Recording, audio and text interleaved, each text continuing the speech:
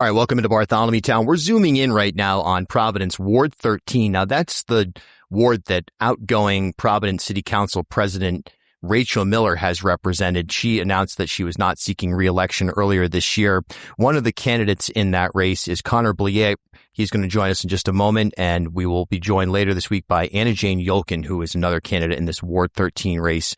Connor, welcome to Bartholomewtown. What made you decide to jump into this?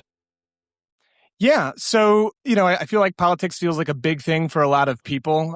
For anyone who remembers in 2016, we had some changes in regulation that let cultivators come out from underground and start growing legally. The state of Rhode Island highly encouraged it.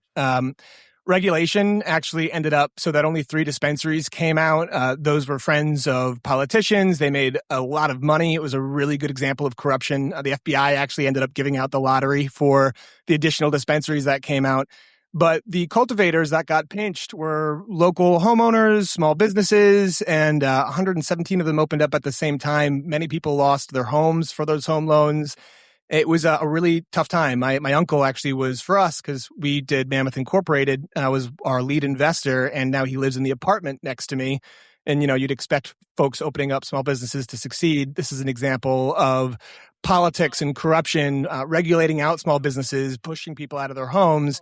And I've kind of carried that on with me as a local Rhode Islander for, a decade, because I still have not been able to see that business flourish to the point where it's really paying back the people who invested their time. And, for me, I've seen some stuff going on now in the local politics in Providence that's impacting me directly.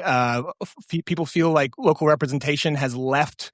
You can't really call or get a hold of the people who are supposed to be representing your best interests. And when I first got into this, I'm not a politician, but a lot of that was exposed to me. I haven't really talked about it all that much, but I'm really excited to be here on this platform to bring that to light, because I think that people should know what's going on behind the scenes with the people who are pretending to be helping them that are actually using the working class to further their own private interests, which for me, I think is, yeah.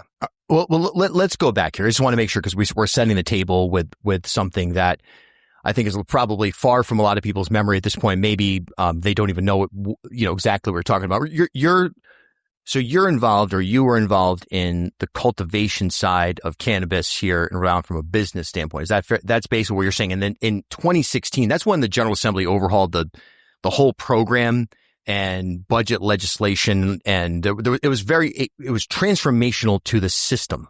That's from an observational standpoint, in terms of marking time here when you say a decade ago. So how does that tie in? Give us a little bit more detail on kind of that background, if you could.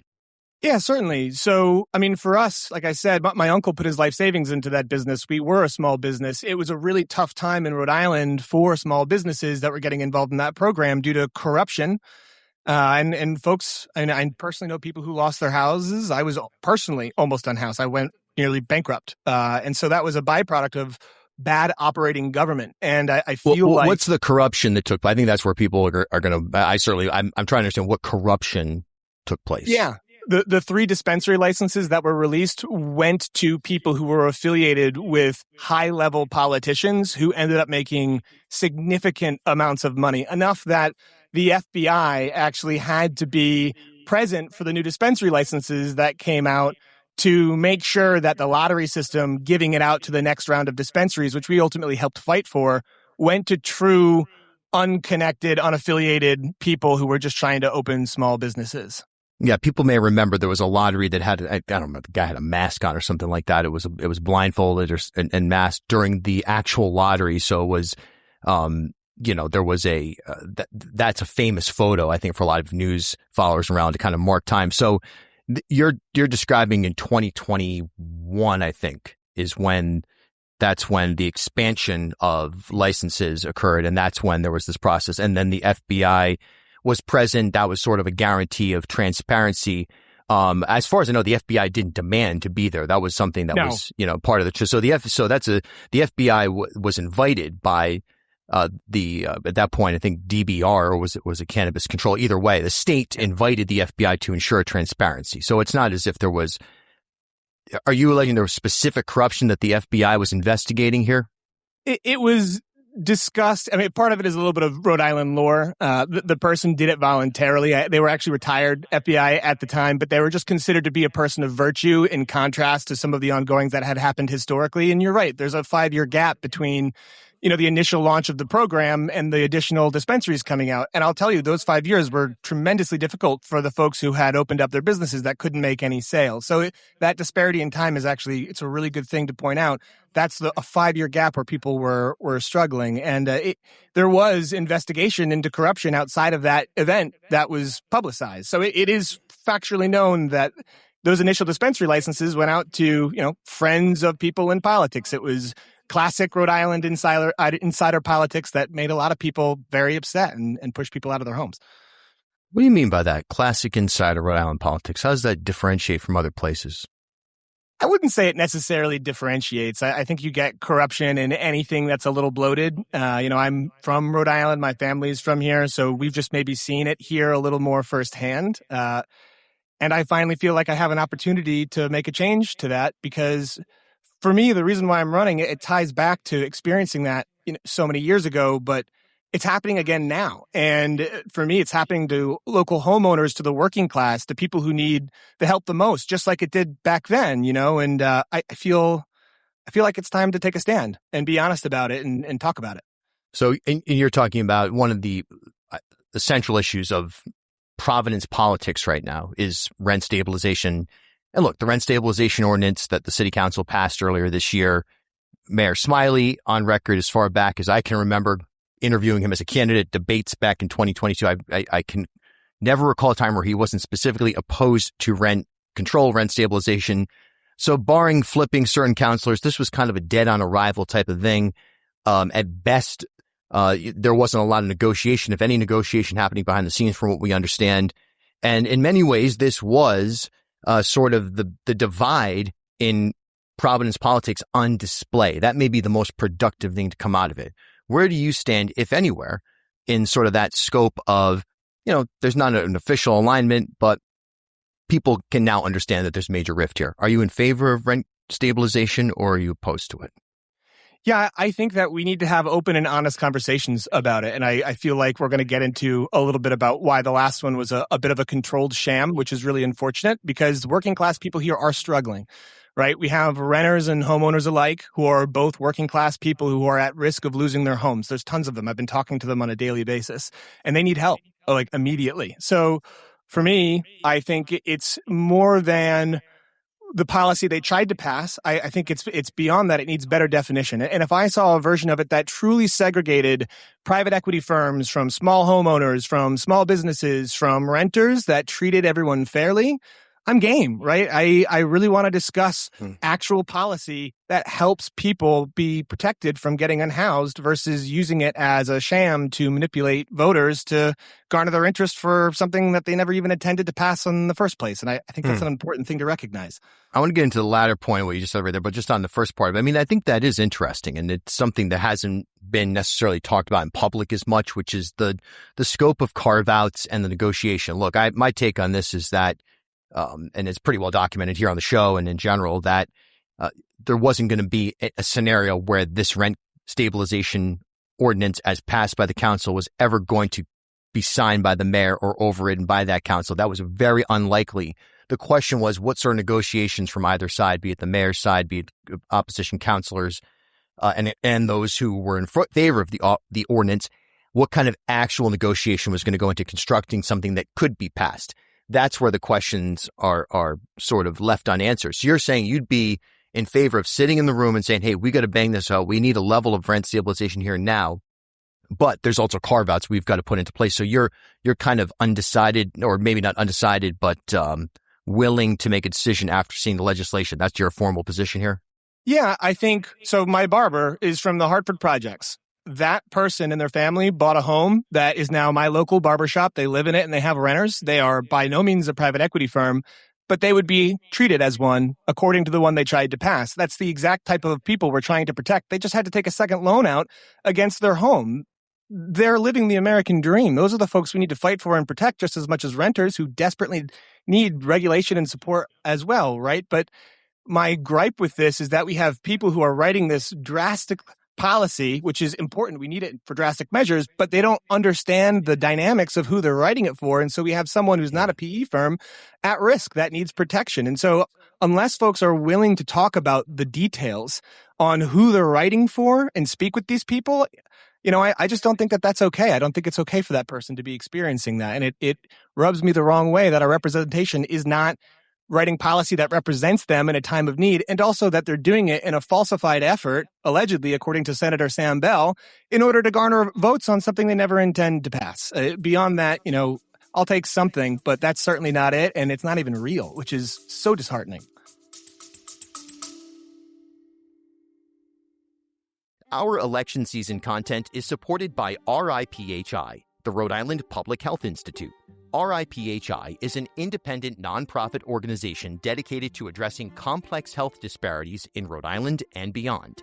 RIPHI oversees a diverse range of public health programs addressing issues from healthy food access to infectious disease prevention. They also conduct research related to population health and train students and public health practitioners for fulfilling careers in Rhode Island's workforce. RIPHI owns and operates Open Door Health, the state's first and only LGBTQ plus focused community-based clinic. Open Door Health provides primary care, sexual health care, and fully integrated behavioral health care to nearly 6,000 patients across the state. Learn more at riphi.org. As Rhode Island's first ever member-owned credit union, Navigant Credit Union has been a staple in the local business community for more than 108 years. Today, Navigant is a $3.4 billion institution serving more than 136,000 members across 25 physical branch locations. But since its founding in 1915, the mission has never changed. Navigant Credit Union's team of financial professionals have remained committed to improving the financial well-being of the families, businesses, and communities they serve across Rhode Island. Learn more at navigantcu.org. Bartholomewtown is proud to partner with Waterfire. Visit waterfire.org. Half Street Group brings a new generation's perspective to leadership communications, strategic public relations, and digital marketing. Half Street helps organizations and leaders take control of their own stories and manage their reputations. They get results for their clients by focusing on audience message and culture, and by leveraging their decade-long relationship with media and opinion leaders in the Ocean State and throughout New England. And by the way, join me and Half Street Group founder and president Mike Rea for a conversation every month about news of the day, the hottest media analysis, and a look behind the scenes at how impactful leaders drive conversations. Learn more at halfstreetgroup.com. Bartholomewtown is proud to partner with Newport Film. Visit newportfilm.com. Follow me on Instagram at Bill Bartholomew.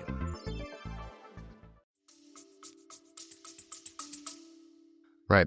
Well, you had sent me some audio that it sounds to me like it's Senator Sam Bell with Steve Alquist. And is that what it is? It's Senator Sam Bell and me. I was told to be it's you. Okay.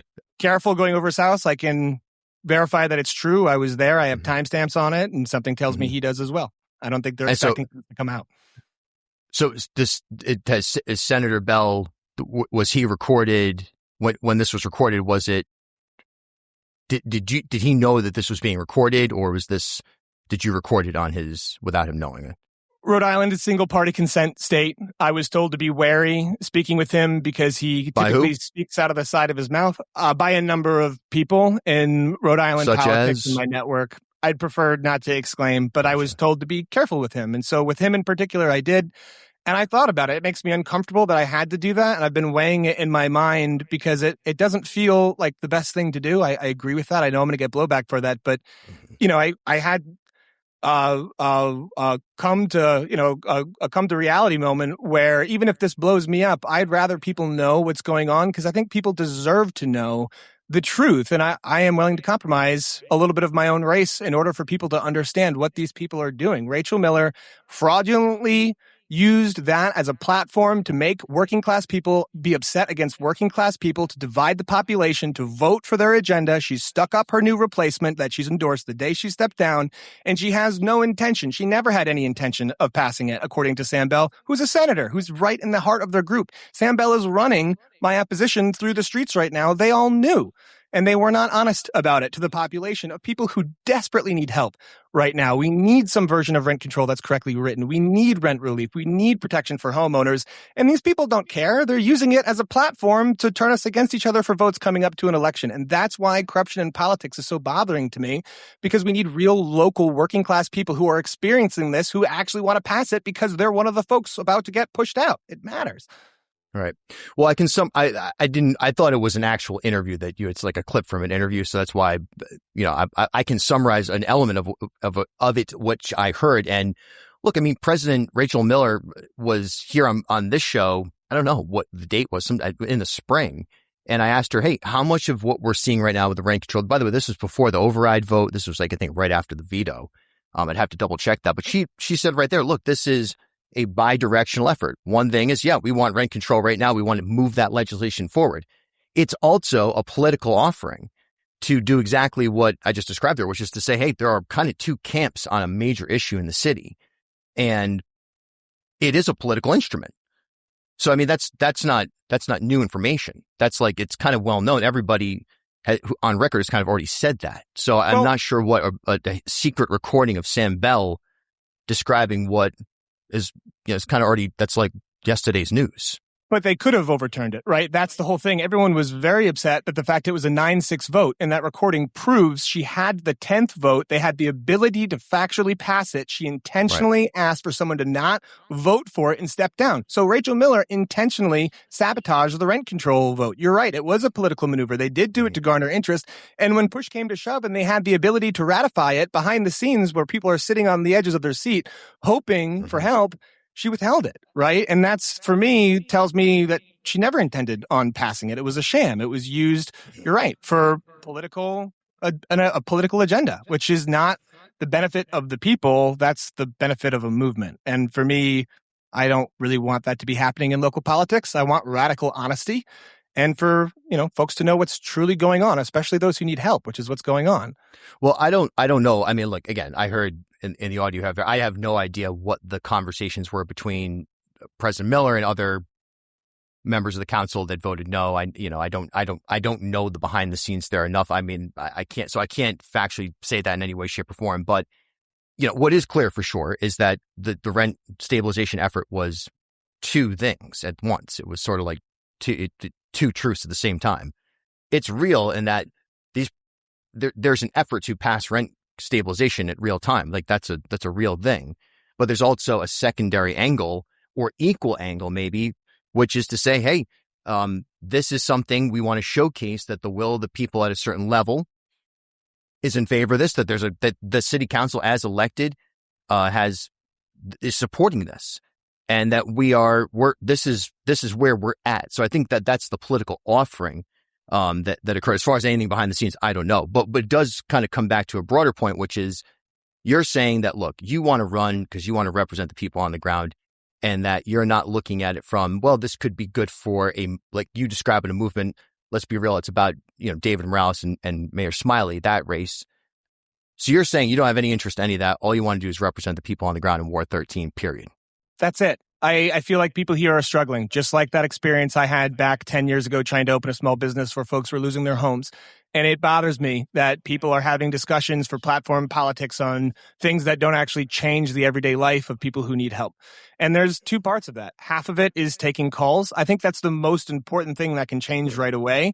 There is a reputation here that for 8 years, we've had folks who need the help bridging the gap between them and city services, them and other mundane needs that has not been met. And I feel like the best way to bridge the gap with the people and their needs is by servicing those things. It's a very well-known fact that has not been happening in my community. There's a disparity in areas that it has been and has not, and generally it hasn't been done well. And I feel like that's where you learn what people need, by being available, by being in the community, by frequenting the restaurants, by having your barber here, by having open forums, by taking phone calls, right? And that doesn't happen. And so for me, if that's done well, that's a win. And then, off the back of that, if I have the privilege to write policy because I've learned and I'm here and I'm present and I know what these folks need because I'm fixing it on a daily basis, you bet I'd like to write policy to be able to help on things like this. And you'll never see me use it as a platform for something where if I can create radical change to actually help people, where I'll run it as a marketing campaign to turn working class people against working class people on behalf of an upcoming election. I feel that is deceitful. I feel like it's representative of what most people think is happening in politics.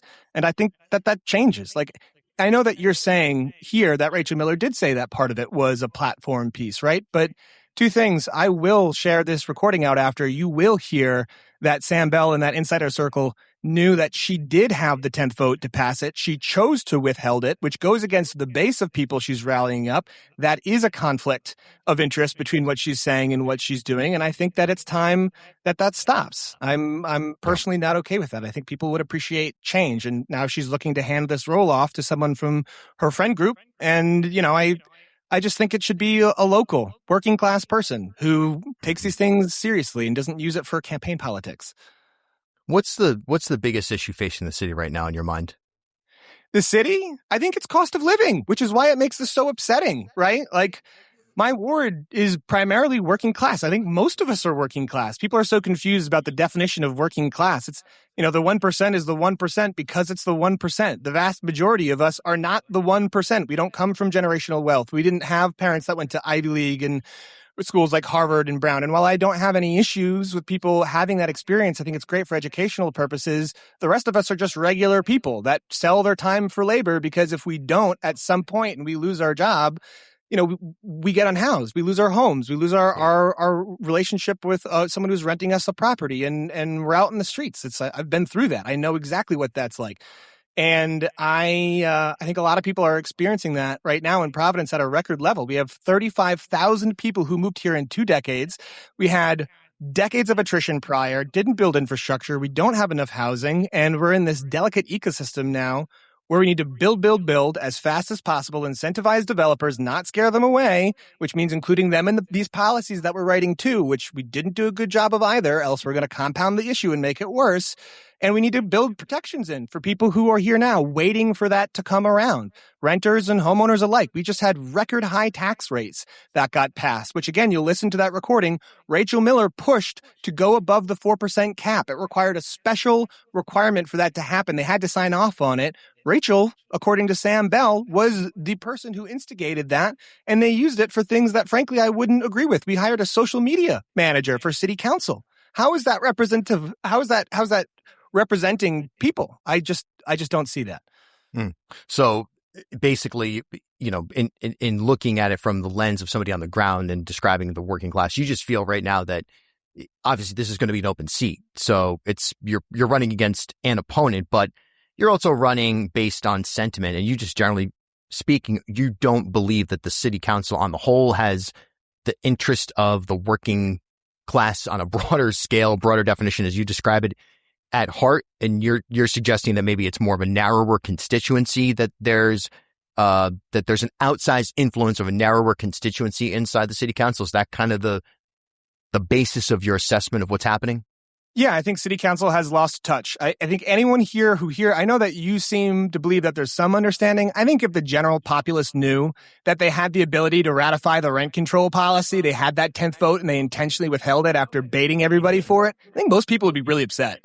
And according to our senator, Sam Bell, that's exactly what happened. And again, that conflicts with the interest of working class people, renters and homeowners alike. Right. And so let's be clear. You said in the beginning that I'm up against an opponent. I'm not up against an opponent. I'm up against the political machine. I'm the only candidate who's not received endorsements from the entire political establishment. I'm not receiving the endorsement from the Working Families Party when I'm the only working class person who didn't go to Brown University and Harvard, whose parents make a mass income over $500,000 per year. Like, my dad was a cook. My mom was a school teacher. So you have these endorsements coming from these massive political entities that are jumping tons of out-of-state money. Over 50% of my opponents' funds have come from out of state and from these types of organizations. I saw one I really liked. It was the Rhode Island housing, or so some sort of Rhode Island housing protection fund. It's owned by the same company name, but it starts with California, and it's from California, and they're another donor. And so again, I'm running on bringing the voice back to the local community where my family is, where my family has been, right? And I'm just sick of these insider politics, all these endorsements, all of these funds coming from all of states, all these things that they're saying. We've just seen that they're not going to pick up the phone. They're not going to help us out, and they're not going to write policy on behalf of the people who live here that need help, because they're walking into the room on an ideology that stems from outside of our area. They already know what they want because they're part of a mass movement that has nothing to do with people. I don't care what movement you're a part of personally. This is smaller than all of that. This is local politics. This is my neighbors, right? And so for me, I feel like we've lost touch with that. And that's where policy should be coming from. It should be coming from helping your neighbor. And I just don't feel that in my neighborhood anymore. I think it's been lost. And this is an open seat. It's an opportunity to change that. It's this rare moment. We have an incumbent of 8 years stepping down, attempting to pass this on to the next person. I'm begging my neighbors, step up, recognize the connection. They're friends. They've been friends. John Lombardi is helping these people out. Sam Bell is helping these people out. The whole political machine here is trying to push this candidate in to continue that legacy. And I think it's a rare opportunity to break that system. And I love Ward 13 because everyone's all about fighting the power. And I feel like a lot of people are confused about what the actual power is in the ward, right? You have a real working class candidate whose mom was a public school teacher and dad was a cook, right? Who grew up working. I had to work through, night shifts while taking the bus to Providence to take public university. My first job out of college, I had 2 jobs. I worked night shifts at a restaurant and a day shift at an office. It was 4 guys in a 2-bedroom apartment. And, we got by. Like, I know what that is. I've tried to open a small business and almost lost my house. My uncle went through it and actually was unhoused.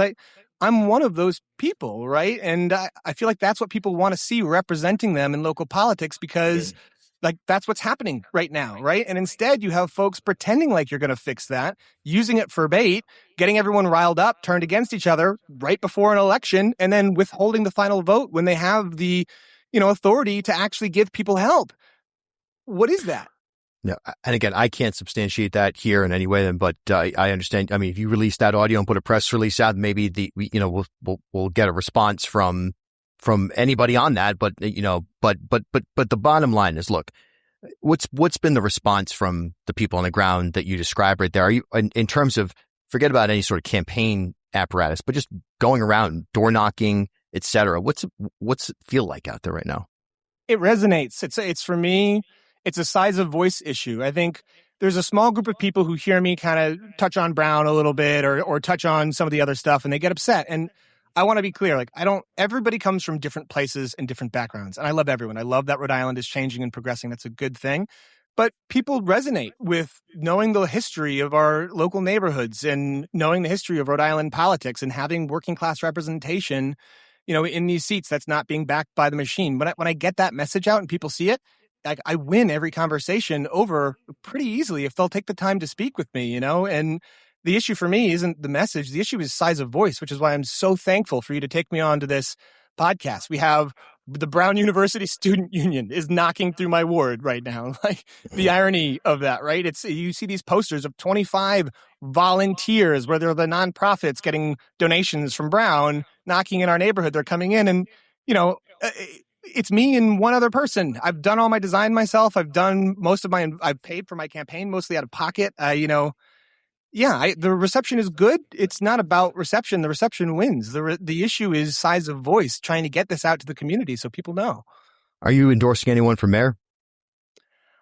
I don't know. People say Brett Smiley has lost touch with our neighborhoods. I agree with that. I've talked to our neighbors and, I would find it fascinating. Nick's on Broadway is where he got engaged, and I've seen them commenting online that they're upset with him. That's a strong indicator that he has lost touch with this community, at a place that he should have such a strong tie to is publicly saying stuff about him on his next race. I think he should be reflecting on that. That matters. The whole point of this is to serve people. And if the people are saying that, you've done something wrong.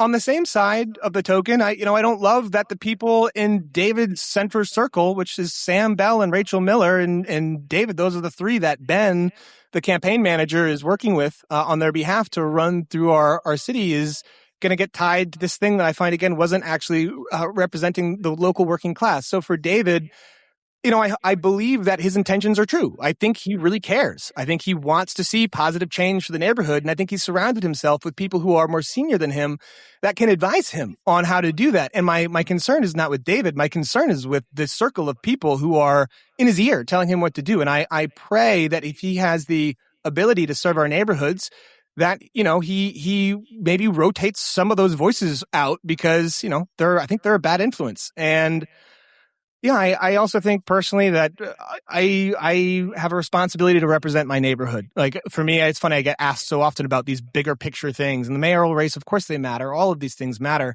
For me, I don't care where you're from. I don't care, what your family's background is. I don't care, about who you want for mayor. I care about my local community and making sure that I understand their interests by taking calls.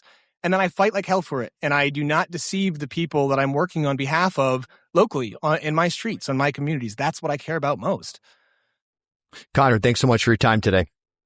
Great. Thank you very much, Bill. I appreciate your time as well. One of our great partners here on Bartholomewtown is Navigant Credit Union. And we're going to speak with Oliver Tutt, who is the Senior Vice President and Director of Wealth Management and Financial Planning at NCU Investment Solutions. It's funny, the name NCU Investment Solutions, I think, speaks a lot to what we do. The credit union offers banking, traditional banking and saving and borrowing solutions for consumers in terms of their overall financial plan. We offer solutions directed toward long-term investment.